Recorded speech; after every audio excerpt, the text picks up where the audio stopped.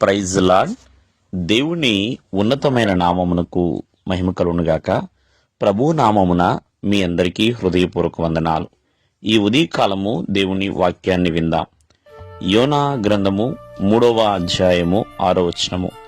ఆ సంగతి నినివే రాజుకు వినబడినప్పుడు అతడును తన సింహాసనము మీద నుండి దిగి తన రాజవస్త్రములు తీసివేసి గోనిపట్ట కట్టుకుని బూడిదలో కూర్చుండెను. ప్రియమైన వర్లరా, ఇక్కడ ఆ సంగతి అంటే యోనా నినివే పట్టణము ఇక 40 దినాల్లో నాశనం అవుతుందని ఒక ప్రకటన చేశాడండి. ఆ నినివే పట్టణం వారు ప్రియమైన వర్లరా ఆ యొక్క ప్రకటన విన్నారు. విన్న తర్వాత మరి నినివే రాజుతో సైతము ఆ యొక్క వార్త విన్నప్పుడు మరి నినివే రాజు కదా అని అతిశయించలేదు.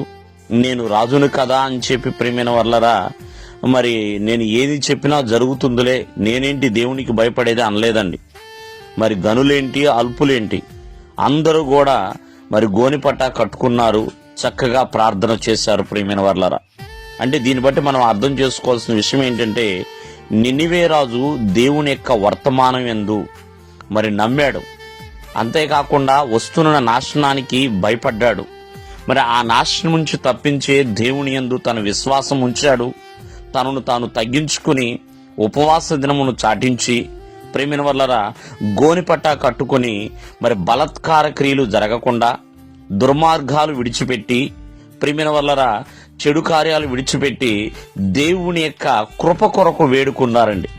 మరి చూడండి, నినివే రాజు అంతగా మరి శ్రమ దినము వస్తుంది అని ఎప్పుడైతే తెలుసుకున్నాడో మరి ఆ శ్రమ దినమును చూసి ప్రేమిన వల్లరా అపనమ్మకం కలిగి ఉండలా. ఆ శ్రమను ఎలాగైనా దేవుడు తప్పించడానికి సమర్థుడు అని తెలుసుకుని ఆ ప్రభు యొక్క కృప కొరకు, ఆ ప్రభు యొక్క కనికరము కొరకు తాను వేడుకున్నాడు. కాబట్టి ఇటువంటి ప్రకటనలు వాక్యాల ద్వారా మనం వింటూనే ఉంటాం.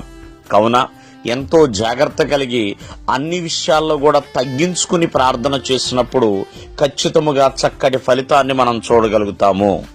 దేవుడు మిమ్మల్ని ఆశీర్వదించును గాక. ఆమేన్.